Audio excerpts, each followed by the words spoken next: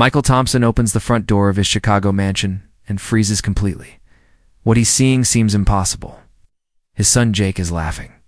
For the first time in 2 years since the accident that killed Sarah and left the boy in a wheelchair, Jake is genuinely laughing. A young woman gently pushes his wheelchair around the living room, making funny voices and silly faces. Here comes the brave little lion in his special car. Roar. It's going to save all the forest animals, she announces dramatically. Jake claps his hands weakly, but he's actually clapping. Eyes shine in a way Michael had forgotten existed. The boy moves his arms, trying to copy the sounds the woman makes. Tears come without warning to Michael's eyes. 2 thick tears roll down his face. It's a miracle. It's impossible. But it's happening right in front of him. The emotion is so overwhelming that Michael drops his keys. The sound echoes through the spacious foyer. Magic breaks instantly. Jake stops laughing, shrinks back into his chair, and returns to being the lifeless child Michael has known for months. It's as if someone had turned off a light switch. Who are you? What are you doing with my son? Michael's voice comes out shaky, caught between emotion and desperation. The woman stands up quickly, smoothing down her uniform. I'm Emma. Emma Martinez. I came to work here today. Didn't the agency call you? They didn't tell me anything. Michael looks at Jake, who is now staring at his own hands. The change was brutal. From a happy child to a broken one in 2 seconds. Oh wow, this is awkward. Do you want me to come back another day? I didn't mean to interfere. There's something different about how Emma treats Jake.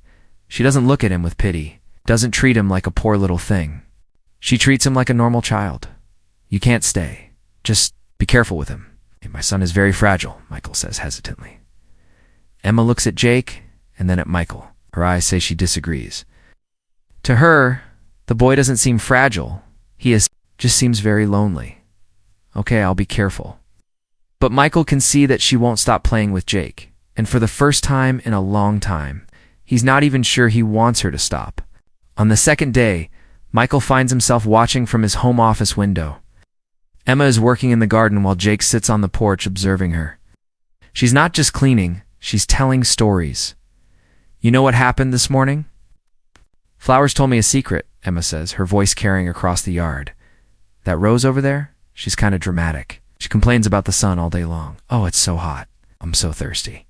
But the little daisy is shy. She only speaks in whispers like this. Emma makes different voices, some high-pitched, others deep. She puts on an angry face for the rose and a timid expression for the daisy. Jake watches everything with complete attention. It's more interest than he's shown in anything for 2 years. Michael feels a pain in his chest. When was the last time he tried to make his son laugh? When did he stop trying? 'Cause it hurt too much to see Jake with no reaction. The memory comes suddenly. Sarah pushing Jake on the swing, both of them, screaming with joy, "Higher, Mommy! Higher!" It was a Saturday morning, the last Saturday before everything ended. Michael closes his eyes. If only he hadn't insisted that Sarah go to the grocery store with him that day. If only he had driven slower in the rain. If only a sound pulls him from his dark thoughts. Jake is clapping again, stronger this time. A round of applause. For Emma's performance, it's the first voluntary movement Michael has seen his son make in months. "Mr. Thompson?" Emma's voice startles him.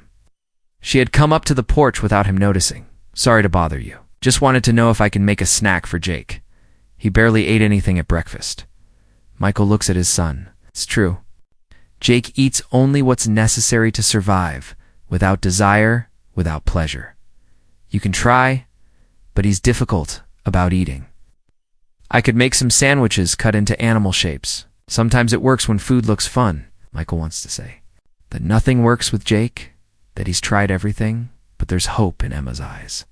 You can try. An hour later, Emma returns with a tray. The sandwiches are cut into butterfly shapes with cherry tomato antennae and lettuce wings. "Look, the butterflies came to have lunch with you. They're starving for some love and attention." Jake looks at the tray with curiosity. He hesitates some more, then picks up a butterfly and takes a small bite. Michael almost shouts with excitement from the window. Jake ate on his own, by choice. "That's it, champ. The butterflies loved you. They said you're the kindest boy they've ever met. When Emma leaves that day, she kneels down to Jake's eye. Level tomorrow? We'll play more, okay, Prince? Jake nods. It's very slight, but it's a clear yes. Michael feels something he hasn't felt in 2 years. Real hope. 3 days later, Emma's special routine with Jake has become a tradition. Has transformed house cleaning into a grand adventure. In the morning, she pushes his wheelchair around the house, creating stories about everything. The living room vase becomes a castle. The chandelier becomes a spaceship. Staircase becomes a mountain of friendly dragons. Jake responds more. Each day, he points to things when he wants Emma to tell stories about them. He moves his mouth as if trying to speak. His eyes are shining again. During a game in the living room, Emma puts on children's music and starts dancing around Jake's wheelchair. Let's dance, Prince. You move your little arms, and I'll move my feet. Jake raises his arms and sways to the rhythm. It's not much, but it's participation. It's life returning. Michael watches hidden in the doorway. He wants to join in, but he's afraid of ruining everything. He's afraid that his presence might make Jake retreat back into silence. During the afternoon snack, the impossible happens. Emma is telling an adventure story where she and Jake are brave explorers. And now, brave explorer Jake, we need to cross the river of hungry alligators. Do you have the courage? Jake looks at her with complete attention. His mouth moves slowly. Michael leans forward, his heart racing, and quietly like a whisper, Jake speaks. Ah. Michael freezes. Jake tried to say, Mama, referring to Sarah. Mama, he says, looking at Emma. Emma gets emotional, but doesn't make a big deal of it. She just smiles warmly. That's right, my prince. You're as magical as they come. When Emma leaves that day, she walks differently. There's hope in her steps and determination in her eyes. She did it. She actually got Jake to respond. But neither Michael nor Emma know that someone was watching from the second-floor window. A shadow that followed every movement, every small bit of progress, and this shadow was not happy with what it saw. A week later, on Emma's 7th day of work, everything changes. She's pushing Jake's wheelchair down the hallway, humming softly when the doorbell rings. Michael goes to answer it, and she hears muffled conversation at the door, then approaching footsteps. Jake, there's someone very special here to see you. Michael's voice sounds strange, mixed with emotion and amazement, when the woman enters. The living room, Emma feels as if the world has stopped. It's impossible. It can't be real. The woman is identical to the photos of Sarah scattered throughout the house. Same height, same blonde hair, same blue eyes, same way of dressing. It's as if Michael's dead wife has been resurrected. The impact on Jake is devastating. The boy lets out a strangled cry of terror and starts shaking violently in his chair. His eyes fill with tears as he stares at the apparition. Hi, my little angel. Aunt Victoria is back. The voice is also almost identical to Sarah's. Victoria approaches and kisses Jake's forehead while he continues trembling with fear. Michael is clearly shaken. His hands shake as he makes introductions. Emma, this is Victoria, my wife's twin sister. Victoria, this is Emma, our employee. Victoria extends her hand to Emma with a smile that doesn't reach her eyes. There's something cold about that smile. Nice to meet you, Emma. I hope you've been taking good care of our family. Our family? The word sounds possessive. I'm doing my best, I'm sure. Michael told me you've been very caring with Jake. There's something in the way Victoria speaks that makes Emma uncomfortable, as if her affection for Jake is wrong. Michael explains the situation, while Jake remains in shock. Victoria was in Europe recovering from losing Sarah. Now she's back to be close to us, help with Jake. That's good. He really needs family. Emma tries to sound sincere, but something doesn't add up. If Victoria was recovering from grief, why does she seem so controlled, so calculating? Exactly. Family understands family better than anyone. Right, Michael? The way Victoria looks at Michael is loaded with meanings Emma doesn't understand. There's history there, old feelings. Jake, sweetheart, won't you give Aunt Victoria a hug? Victoria tries to hug the boy, but he shrinks into his chair, making sounds of distress. He's still very sensitive, Michael explains quickly. Accident left him very traumatized. Of course, I understand. But I'm family, Michael. I'm the person most like Sarah who exists. If anyone can help him get better, it's me. Emma looks at Jake and sees something frightening. All the progress from the past week has disappeared. The boy has returned to the lifeless state of the first months after the accident. Worse, he seems terrified. Victoria notices Emma's worried. Look, and smiles coldly. You're probably wondering about the resemblance, right? Yes. Sarah and I were identical twins. Everyone says even our personalities were similar. But Emma sees that Victoria's eyes are different. Sarah radiated warmth in the photos. Victoria radiates something cold. Michael is visibly emotional seeing. Victoria, for him, it must be like having a living version of Sarah back. So good to have you here, Victoria. Jake needs a mother figure, and you're the closest person to Sarah we have. Exactly. And now that I'm here, I can personally take care of him. I'm sure Emma understands that. Being family, I have priority in decisions about Jake. The message is clear and direct. Victoria is marking her territory. Of course, Emma responds, but there's resistance in her voice. When Michael goes to get Victoria's bags from the car, she approaches Emma. The smile disappears completely. Just to be clear, she whispers low enough for only Emma to hear, I hope you understand your place in this house. You're the maid. I'm family. Don't forget that. The tone is pure threat. When Michael returns, Victoria is smiling sweetly again. Emma looks at Jake one last time before leaving. The boy looks at her with pleading eyes, as if begging not to be left alone with the woman who looks like his dead mother. But Emma can't do anything. Victoria is right. That night, for the first time in months, Jake waits the bed again. Michael finds his son crying in the dark, whispering softly, Mommy, Mommy. But he's not calling for Sarah. He's afraid of the woman identical to her. A few days after Victoria's arrival, the house has become a completely different place. Jake has regressed in a way Michael has never seen. The boy won't stop crying, won't eat, and refuses to leave his room. Every time he sees Victoria, he trembles and makes sounds of desperation. Emma tries to continue with the games, but something has changed. Jake no longer responds. He seems to be in constant fear of something. It's one afternoon that Emma discovers. What's happening? She was walking down the hallway when she hears Victoria speaking softly in Jake's room. She hides behind the door and hears a conversation that freezes her blood. You know, Jake, Mommy was very worried that day because you were crying in the car. She got distracted trying to calm you down. The boy makes a sound of pain.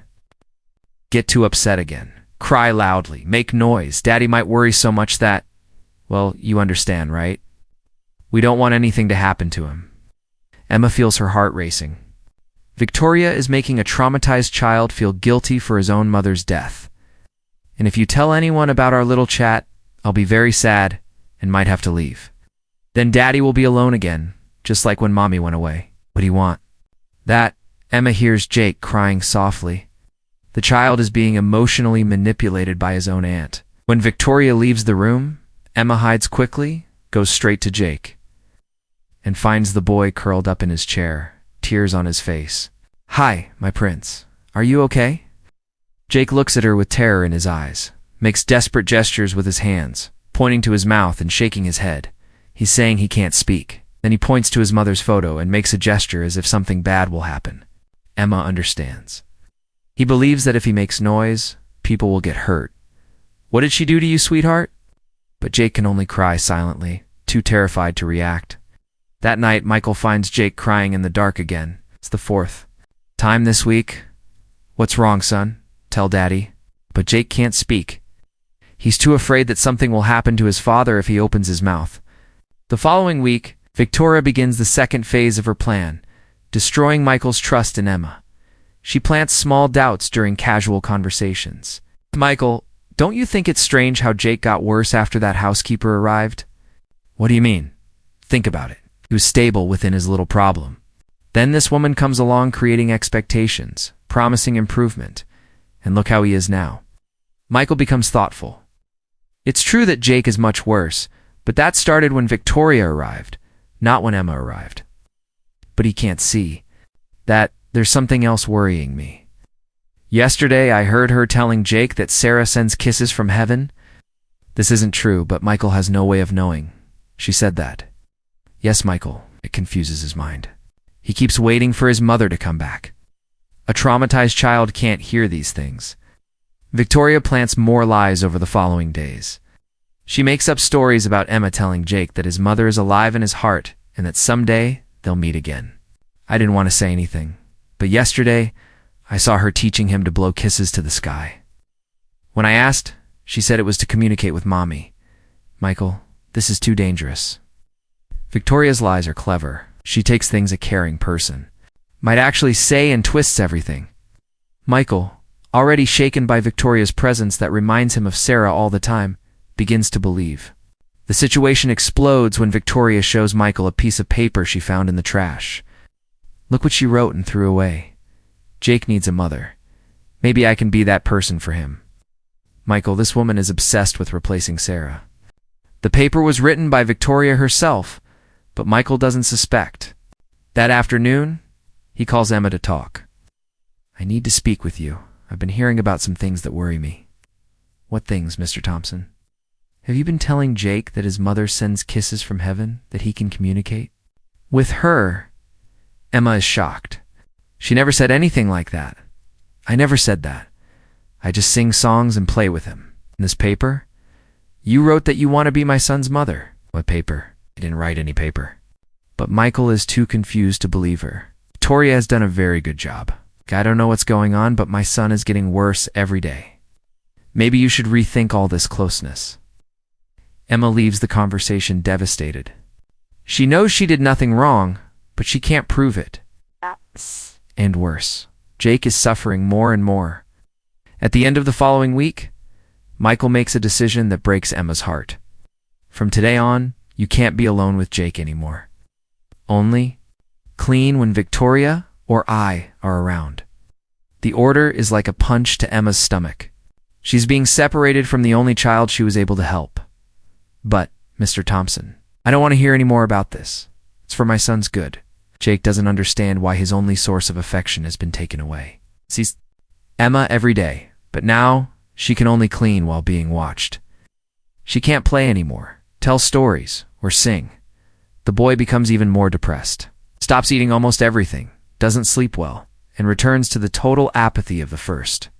Months after the accident, Michael notices something is wrong, but he can't figure out what. His son is getting much worse, but everyone says it's normal. It's during this time that Michael begins to notice strange things about Victoria. 2 years, but she knows very specific details about the house's current routine. She knows where things are kept, remembers habits of his that changed just months ago. One night, Michael is walking past Jake's room when he hears Victoria talking inside. Her tone is different from the caring one she uses in front of him. If you try to tell Daddy about our conversation, I'll have to leave. And you know what will happen? He'll be so sad he might get sick, just like Mommy. Michael is confused. What conversation? Why would Victoria say that? But when he enters the room, he finds Victoria singing softly to Jake. He was restless. She explained sweetly. I was just calming him down. Michael isn't sure what he heard. Maybe he imagined it. It's in the early hours that everything becomes chaos. Michael hears Jake crying desperately. When he goes to check, he finds Emma already in the room consoling the boy. She disobeyed orders. What are you doing here? Didn't I say you couldn't be alone with him? Mr. Thompson, he was crying so much. I just wanted to help. It doesn't matter, you disobeyed. Emma looks at Jake, who is clinging to her shirt as if she were the only protection he has in the world. He needs me, Mr. Thompson. Something is making him very afraid. What she doesn't know is that Victoria is at the door watching with a satisfied smile. Everything is going as planned. A few days later, Emma decides she needs to understand what's happening. If she can't help Jake directly, she'll find out why a child who was improving so much got so much worse so suddenly. The suspicions begin. By chance. During a casual conversation, Victoria comments about a new bakery that opened 6 months ago in the area. Oh, those sugar breads are delicious, right, Emma? Emma becomes thoughtful. How would Victoria know if she was in Europe? Then she notices that Victoria knows the song Michael has been listening to lately, a song that only started playing on the radio 3 months ago. There are more strange things. Victoria knows that Michael changed the brand of coffee he buys. Knows he changed his gym schedule, small things, but things someone who was away for 2 years shouldn't know. The real discovery happens by pure chance. Emma is tidying the living room when Victoria's purse falls to the floor. Several things scatter, and while helping to gather them, Emma sees an electricity bill. The date is 3 months ago. The address is an apartment here in the city. Victoria wasn't in Europe. She was living right here nearby. But why would she lie about that? Emma starts noticing other things. Photos on Victoria's phone show her in places around the city during the supposed 2 years away. A selfie at the local mall dated 6 months ago, another at the regional park 4 months ago. Everything is a lie. The boy makes a huge effort to scribble on paper. 2 identical female figures inside a car. Emma looks at the drawing and feels a chill. Jake saw something on the day of the accident, something involving 2 identical women. Victoria was in the car when Sarah died. But before Emma can think properly about this, she hears footsteps behind her, finding something interesting. Victoria is at the door. The smile has completely disappeared from her face. I was just helping gather the things that fell from your purse. How convenient that you're always in the right place at the right time, isn't it? Victoria's tone is ice cold. Emma knows she was caught investigating. Something in Victoria's eyes says she won't forget this. That night, Emma arrives home, and the door is slightly open. Her heart races. She's sure she locked it when she left. She enters slowly and sees that nothing was stolen. But there are muddy footprints on the floor. And in the bathroom, written on the mirror with lipstick, there's a message that makes her blood freeze. You have a beautiful family. It would be a shame if something happened to them. The following week, Emma can't forget the message on the mirror. Someone entered her house, someone who knows where her family lives, but she can't give up now. Jake is suffering too much, and she's the only one who notices what's really happening. The first clue comes by pure chance. Emma is cleaning the living room table when she sees some scattered papers. They're bank documents that someone forgot there. Michael's name is highlighted. Inheritance transfer. $50 million. Emma is confused. Michael never mentioned any inheritance. She looks at the date. 2 months ago, exactly when Victoria returned from Europe. What a strange coincidence, she thinks. Victoria disappears for 2 years and returns right when Michael becomes a millionaire. A few days later, something happens that makes Emma even more suspicious. She's tidying the guest room when she finds medicines in the dresser drawer. There are strong sedatives in Victoria's name. The prescription is from 6 months ago, prescribed by a doctor here in the city. If Victoria was in Europe for 2 years, how did she get medicine here 6 months ago? Another lie. Emma begins noticing other small things. Victoria knows the name of the pizza delivery guy who started working 4 months ago. She knows the corner pharmacy changed owners recently. She knows details that someone who was out of the country shouldn't know during a conversation. With Michael, that Emma discovers something even more disturbing. You know, I still don't understand how Sarah lost control of the car, Michael comments sadly. She had been driving for years, knew that road by heart. What do you mean? She was super careful, never speeding. On the day of the accident, she was even going slow because of the rain. But the car went off the road as if... I don't. No, as if someone had pulled the steering wheel. Emma's heart races. Someone pulled the steering wheel. And Jake, did he say anything about the accident in the first days after? He cried and made strange gestures, as if he had seen 2 people fighting. But the doctor said it was trauma, that children make things up. 2 people fighting, just like the drawings Jake makes to this day. That night, Emma can't sleep. The pieces are fitting together in a frightening way in her mind. If Victoria never left the city, if she came back because of the money, if Jake saw 2 people fighting in the car, and if the accident wasn't an accident, the idea is so terrible that she tries to push it away, but she can't. A 6-year-old child wouldn't invent such specific drawings about cars and women fighting. A few days later, Michael decides to talk about the inheritance. Emma, I didn't mention before, but my grandfather died 2 months ago. He left a considerable inheritance for me. Oh, that's good, Mr. Thompson. Mo pretends surprise, but now she understands everything. That's why Victoria appeared exactly at this time. 50 million? Imagine. It changes our lives, right? Wow, that's a lot of money. Victoria is helping me think about what to do with this money. She suggested we could sell this house, buy something smaller, maybe move to another city. Emma feels a chill. Victoria wants to take Michael and Jake away, isolate them from anyone who might interfere with her plans. And Jake, how is he with this idea of moving? Michael sighs deeply, gets agitated when we talk about it. Just yesterday he drew those strange things again. What kind of things? Cars, women, confusing drawings? Victoria thinks it's his mind trying to forget the trauma. Emma is sure it's not that. Jake is trying to tell the truth the only way he can. Can I see the drawings? Michael hesitates. Victoria said it's better not to pay much attention, that the more we focus on the trauma, the worse it gets for him. Of course, she understands perfectly. Victoria doesn't want anyone to see what Jake is trying to communicate. That afternoon, she manages to be alone with Jake for a few minutes. The boy is in the living room, looking out the window. Hi, my prince. Are you okay? Jake looks at her with those sad eyes, gestures pointing to the paper and pencil on the table. Do you want to draw something? He nods, picks up the pencil with trembling hands, and starts scribbling. The drawing that emerges is clearer than the others. Two identical women inside a car, one holding the steering wheel, the other pulling. Hard, and a small boy crying in the back seat. Emma feels her blood freeze. You saw this happen, sweetheart? On the day Mommy got hurt? Jake nods, tears in his eyes. Was Aunt Victoria in the car? Another yes. They were fighting over the steering wheel. Jake cries and points to Victoria's figure in the drawing. Then he makes a sudden movement with his hands, as if pulling something. Emma hugs the boy, who throws himself into her arms, crying. Right. It's the first time in weeks he sought comfort from anyone. You were very brave showing me this.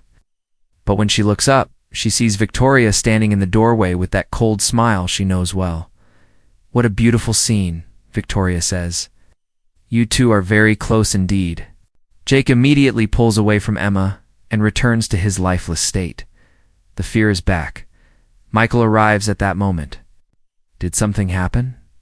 Nothing much. Victoria responds quickly. Just Emma, comforting Jake again. She has a very special way with him. The way she speaks makes it clear she'll use this against Emma later.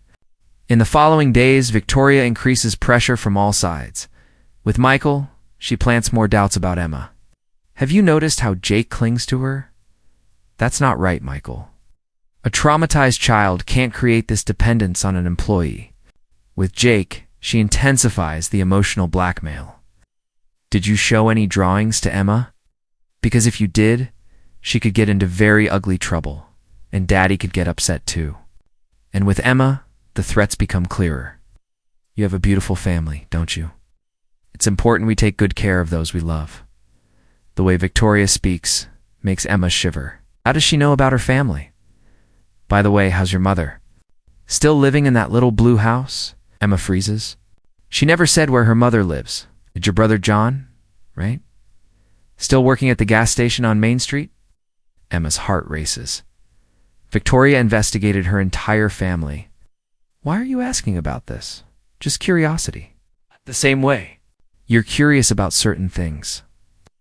The threat is very clear. If Emma continues asking questions, her family might pay the price. That night, she calls her relatives. Mom, are you all okay there? We are, honey. Why? If any strangers show up there, don't open the door, okay? What strangers, Emma? You're worrying me. Just be careful, Mom. But Emma knows that being careful won't be enough. Victoria has already shown she's capable of anything. It's during this time that she realizes she's being watched. Victoria appears in the most unexpected places, always with excuses. Oh, what a coincidence running into you here at the bakery. Wow, you also came to the supermarket today. There are too many coincidences to be casual. Emma is being followed. During one of these coincidences, Victoria lets something revealing slip. You know, Emma, Some people ask too many questions in life, and that can be complicated for them. What do you mean? I mean that excessive curiosity sometimes brings problems, especially when it messes with things that should have stayed in the past. Victoria doesn't confess anything directly, but the message is clear.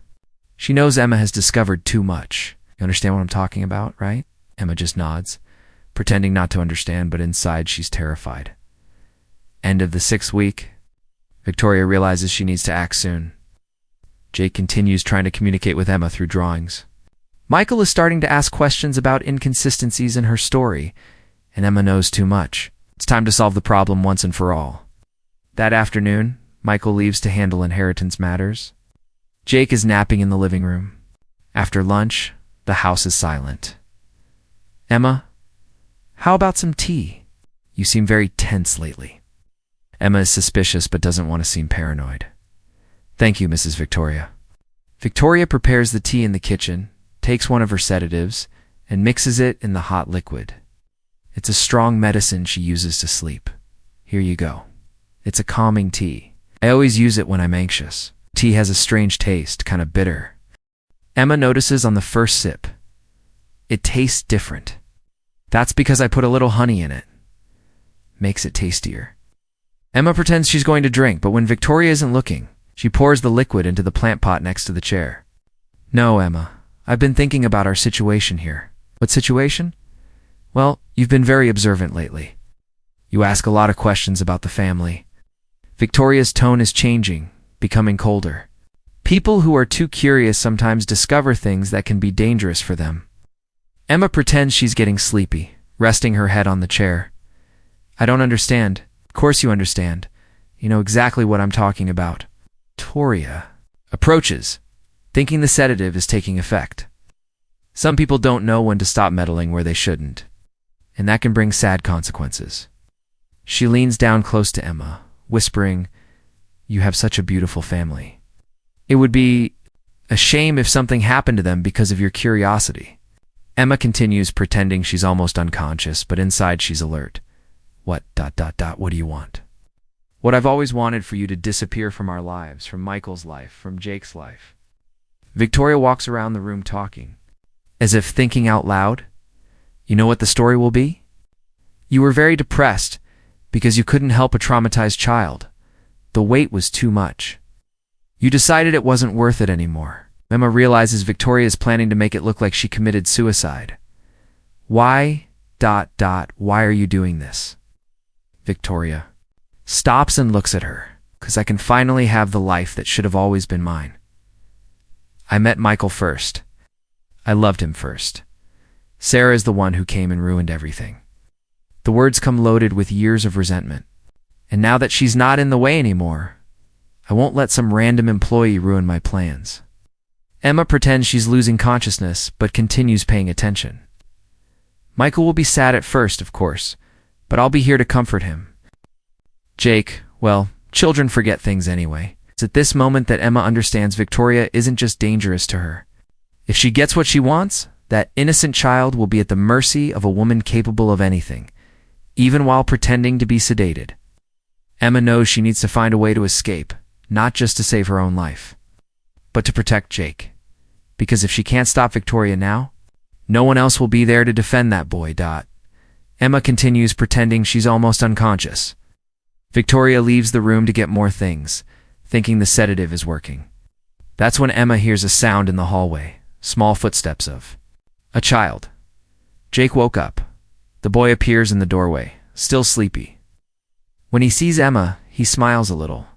At that moment, Victoria returns, carrying rope, and becomes furious seeing Emma standing up. Well, it seems my tea didn't work properly. Tone has changed completely. There's nothing sweet about it anymore. It's the voice of someone who's tired of pretending. Jake realizes something is wrong. He looks at Emma, then at his aunt, and his eyes fill with fear.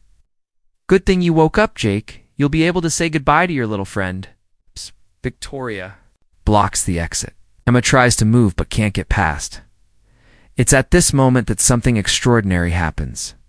Jake sees the woman he loves in danger and feels an urgency he hasn't felt in 2 years.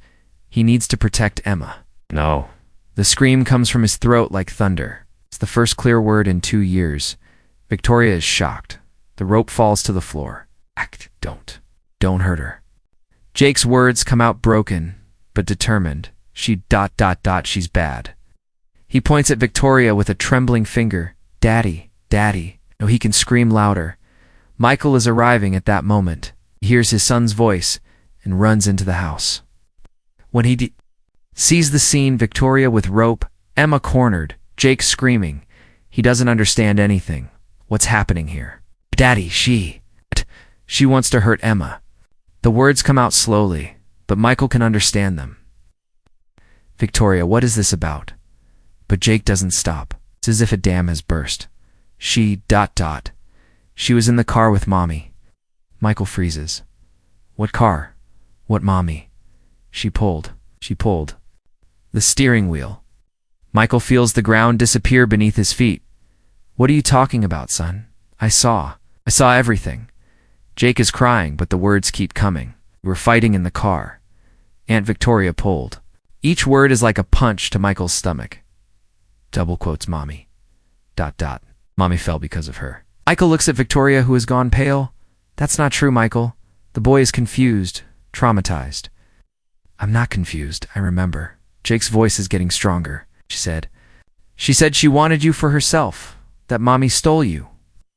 Michael feels rage growing inside him, slow but dangerous. Victoria, look me in the eyes and tell me this isn't true. Michael, you're going to believe a sick child? I'm not sick. Saw her do it. Jake approaches his father, holding on to his leg.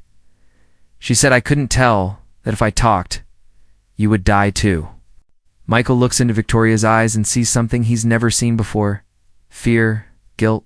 You killed my wife? It's not a question, it's a statement. I would never do that. How can you think such a thing? But her voice is shaking. Because my 8-year-old son doesn't make up a story like this. Because you disappeared right after the accident. No. Because you came back now that I inherited money. Michael is putting the pieces together in his head. Because you were always jealous of Sarah, Victoria. Sees, she's cornered. Okay. We talked in the car. Yes. But it wasn't on purpose. The words come out in desperation. She found out I still loved you. She said she would tell you everything. She was going to ruin any chance I had. Michael is trembling with rage. So, you killed her. I just wanted to make her stop. Just wanted to talk. But she resisted and ... And my wife died. And you let me blame myself for 2 years. You let my son carry this guilt. I didn't mean for it to happen. It was her fault. Jake screams, finally free. Michael grabs his phone and dials the police. Hello, I need help. I have a murder confession here. The police arrive 15 minutes later. Michael told them everything. Over the phone, when the officers enter, they find Victoria sitting on the floor crying, Michael holding Jake, and Emma still in shock. Mrs. Victoria Lacerda? Yes. You're under arrest for homicide and attempted homicide. When they put the handcuffs on, Victoria looks at Michael one last time. I always loved you, Michael. But those who love don't kill. Victoria. Michael hugs Jake, who finally stops trembling. It's okay, son. It's over. Daddy, I didn't kill Mommy. Never. My love, you never had any fault in anything. Michael turns to Emma. Forgive me for not believing you, for letting this happen. You didn't know anything. Nobody knew. Jake runs to Emma's arms. Emma, are you okay? I talked. Yes, my prince. You were very brave. I saved you. You did. You saved. Me, and you saved your daddy too. Michael looks at Emma, hugging Jake, and understands something he should have realized before. Not just the employee who took care of his son. She's the woman who brought Jake back to life, who brought light to their home, who risked her life to protect a child. She's the family they chose to have in the days that follow. Jake doesn't stop talking, as if he wants to make up for all the lost time. The words still come out slowly, simply. Michael and Emma grow closer, not romantically yet, like to people who went through something terrible together. Victoria is sentenced to 20 years in prison. The case becomes news, but Michael protects Jake from reporters. The boy is recovering well. He talks more each day, laughs more, plays plays more, doesn't wet the bed anymore. 1 year later, the house is different. It has life, laughter, music playing. Jake speaks normally now, with the naturalness of any 9-year-old child. He's still in a wheelchair, but that doesn't stop him from being happy. Michael and Emma have been dating for 6 months, slowly, building a relationship based on true love, not on the tragedy that brought them together. Today is a special day. Michael is going to propose to Emma. They're in the garden. Jake is playing with a kite that Michael made for him. Emma, there's something I want to ask you. Michael kneels on the grass at the height of her chair. Will you marry me? Is speechless, tears in her eyes. Yes, yay. Jake shouts with joy, dropping the kite. Now Emma will really be my mom. Do you want, my prince? I want that very much. The three hug there in the garden under the afternoon sun. After lunch, they go to the cemetery. It's the second time Jake has visited his mother's grave since the accident. Michael pushes his chair to the headstone. Emma walks beside them. Mommy. Jake's voice is firm, without fear. I came to tell you I'm okay, that we're okay. He looks at Emma. Emma is going to marry Daddy. She takes care of us. I think you would like her. Michael squeezes Emma's hand. And Aunt Victoria, she won't hurt anyone anymore. Jake places a flower on the grave. You can rest, Mommy. We're going to be fine. They stay there for a few minutes in silence. Then they walk back to the car. Michael pushes the wheelchair. Emma walks alongside. Jake holds both their hands. Love conquered lies. Truth conquered fear. And a family was formed not by blood, but by the heart. The sun is setting when they arrive home. Jake asks to stay a little longer in the garden, watching the stars appear. Daddy, is Mommy happy in heaven? I'm sure she is, son. And she's not angry that Emma is going to be my new mom? Of course not. She wants you to be happy. Jake smiles and looks at the sky. Thank you, Mommy, for sending Emma to us. Michael and Emma look at each other. Moved. Their life won't be perfect. There will be challenges, difficulties, hard moments. But there will be love. There will be truth. There will be a family that chose to stay together. And that's what matters. Did you like this story? Do you think Emma got the ending she deserved? Let me know in the comments.